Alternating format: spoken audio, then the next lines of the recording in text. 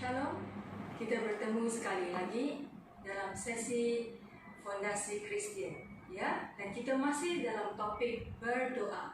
Kita sudah belajar apa itu doa. Ya, doa ialah berkomunikasi, bercakap dengan Tuhan. Prayer is talking to God.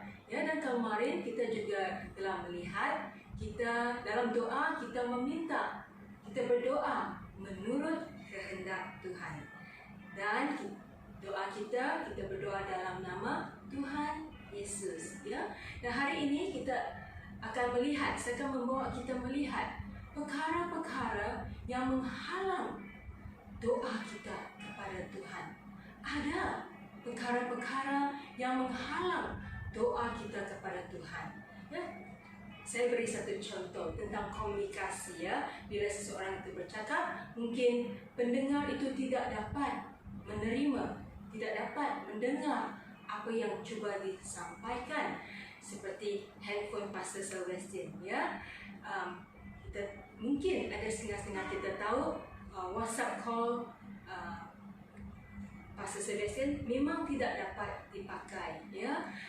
Kalau dia cuba, ada orang cuba WhatsApp call Pastor Sebastian, dia boleh nampak pastor saja, tetapi tidak dapat dengar, ya. Kerana apa? Mungkin dalam handphone Pastor Sebastian ada sesuatu yang rosak, yang menghalang, ya, pendengar daripada mendengar apa yang pastor cuba sampaikan. Begitu juga dengan doa kita, komunikasi kita dengan Tuhan. Ada perkara yang menghalang doa kita kepada Tuhan. Mari kita lihat yang pertama, apa yang Tuhan katakan tentang penghalang-penghalang doa kita kepada Dia, ya. Mari kita lihat di Mazmur pasal 66 ayat 18, ya. Mazmur 66 ayat 18. Berbunyi sedemikian: seandainya ada niat jahat dalam hatiku, tentulah Tuhan tidak mau mendengar. Saya ulang, seandainya ada niat jahat dalam hatiku, tentulah Tuhan tidak mau mendengar. Dan saya suka terjemahan ISH yang saya bacakan. Sekiranya aku senang memikirkan kejahatan, pasti Tuhan tak mau mendengarkan. Jadi apa yang Tuhan memberitahu kita tentang penghalang yang pertama, yaitu sekiranya kita senang memikirkan kejahatan, jika kita ada niat yang jahat dalam hati kita, apa Tuhan katakan? Pasti, tentu Tuhan tak mau mendengarkannya. Jadi ini sangat serius. Tuhan melihat dosa, Tuhan melihat kejahatan, sesuatu yang sangat-sangat serius yang boleh menghalang doa kita dan terhalang, ya, menghalang doa kita kepada Tuhan. Kerana Tuhan mengatakan pasti, bukan mungkin, pasti Tuhan tidak mau mendengarkan kita sekiranya kita senang memikirkan kejahatan, kita ada niat yang jahat dalam hati kita. Jadi mari kita renungkan hal ini dalam kehidupan kita. Penghalang yang kedua, mari kita lihat dalam Markus pasal 11, ya. Mari kita lihat dalam Markus pasal 11 ayat 25. Dalam Injil Markus 11 ayat 25 berbunyi sedemikian. Ini adalah penghalang yang kedua. Ayat 25 berbunyi sedemikian: dan jika kamu berdiri untuk berdoa, ampunilah dahulu sekiranya ada barang sesuatu dalam hatimu terhadap seseorang, supaya juga Bapamu yang di syurga mengampuni kesalahan-kesalahanmu. Apa yang dikatakan oleh Tuhan? Dan jika kamu berdiri berdoa, sekiranya ada barang sesuatu dalam hatimu terhadap seseorang. Dan sekali lagi saya menggunakan terjemahan ISH yang tertulis sedemikian. Dan kalau kalian berdoa tetapi hatimu tidak senang terhadap seseorang, ampunilah orang itu dahulu, supaya Bapamu di syurga juga mengampuni dosa-dosamu. Jadi penghalang ini yaitu sekiranya semasa kita berdoa, kita tahu ada sesuatu yang kita simpan dalam hati kita dan kita tidak senang terhadap seseorang, please ambillah tindakan, lakukan kebahagiaan kita ampunilah dahulu, supaya Bapa kita dapat mengampuni kita juga. Ya, if you have anything against anyone, go forgive that person first. Bereskan hal itu dulu. Jadi penghalang yang pertama yang kita lihat tadi adalah sekiranya kita ada simpan niat yang jahat, senang memikirkan kejahatan, dosa dalam hidup kita. Kita harus melakukan hal ini. Yang kedua, penghalang yang kedua adalah sekiranya dalam hidup kita ada simpan sesuatu yang kita tidak senang terhadap seseorang yang masih belum mengampuni orang itu. Tolong bereskan itu juga.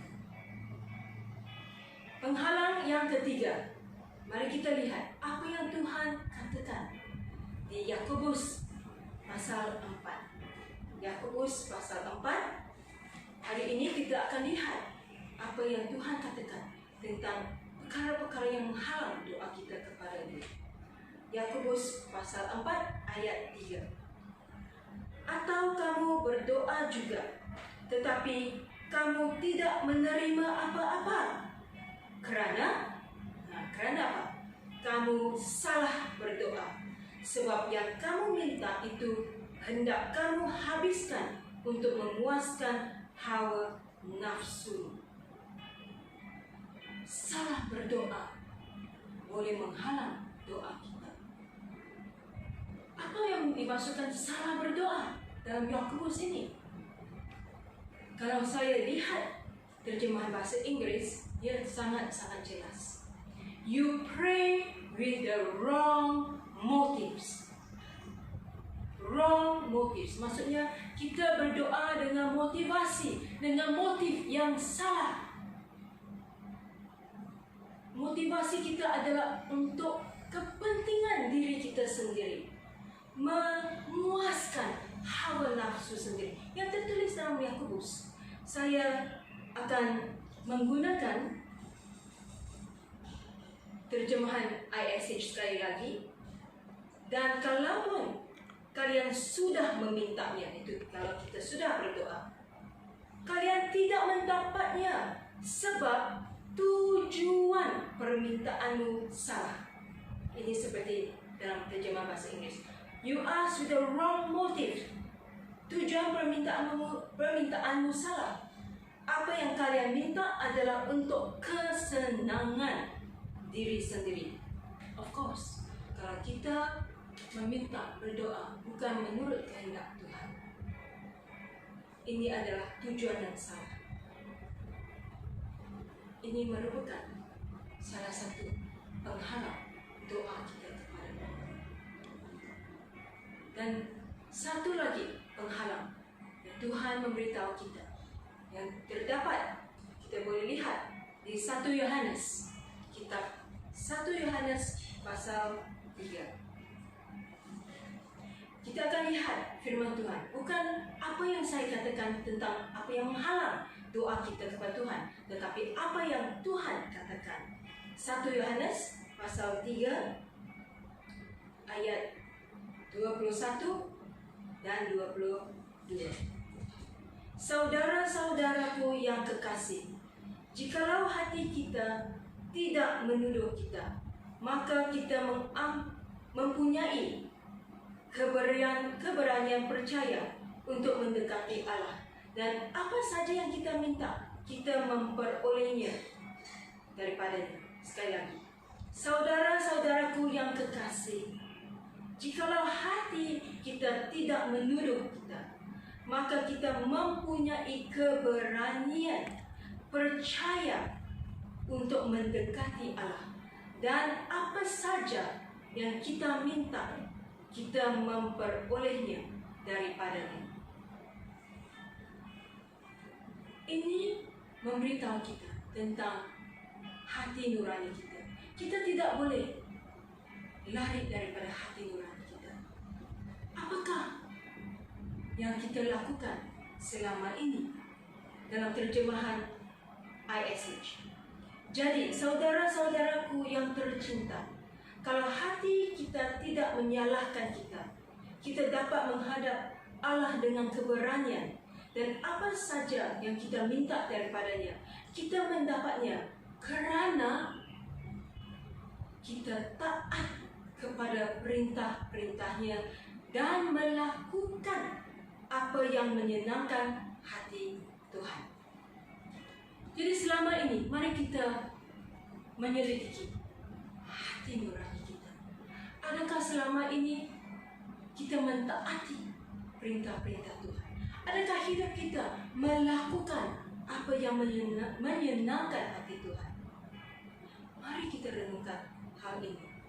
Karena firman Tuhan mengatakan, sekiranya hati kita tidak menuduh kita, kita boleh datang dengan penuh keberanian berhadirat Tuhan dan berdoa dan meminta daripada Dia. Bermaksud, sekiranya kita tidak mentaati perintah Tuhan, sekiranya hidup kita selama ini kita melakukan hal-hal yang tidak menyenangkan hati Tuhan, apa yang tertulis dalam 1 Yohanes pasal 3 ayat 21 dan 22? Mari kita renungkan penghalang ini. Dan yang terakhir, apa yang Tuhan katakan tentang penghalang pada doa. Dan ini khas untuk orang yang sudah berkahwin, khususnya kepada suami-suami. Dalam beberapa ayat yang kita baru baca tadi, itu adalah kepada semua orang percaya. Tidak kira anda adalah seorang ibu, seorang youth, seorang bapa, kanak-kanak, orang tua, semua. Tetapi firman Tuhan yang saya akan baca sebentar nanti, ini khas untuk suami-suami. Tuhan sangat teliti sehingga ada satu firman untuk suami-suami. Mari kita lihat dalam kitab 1 Petrus. 1 Petrus pasal 3 ayat 7. Berbunyi sedemikian. Demikian juga kamu, hai suami-suami, hiduplah bijaksana dengan istrimu, sebagai kaum yang lebih lemah. Hormatilah mereka sebagai teman pewaris dari kasih karunia, yaitu kehidupan, supaya doamu jangan terhalang. Wow, hai suami-suami, hiduplah bijaksana dengan istrimu, sebagai kaum yang lebih lemah, supaya doamu jangan terhalang.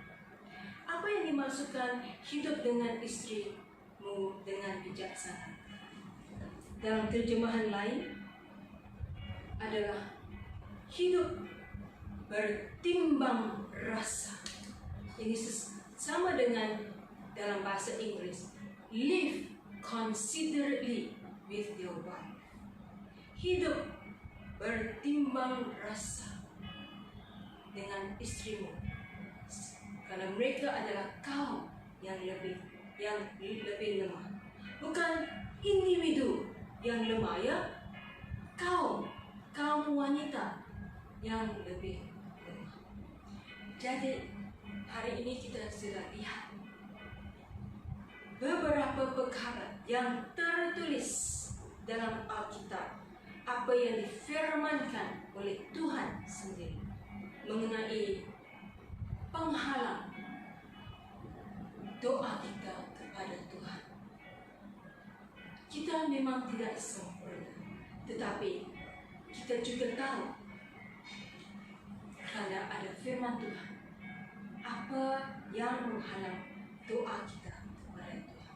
Mari kita selidiki hati kita sendiri supaya kita dapat datang kepada Tuhan dengan keberanian dan penuh kasih karunia daripada Tuhan.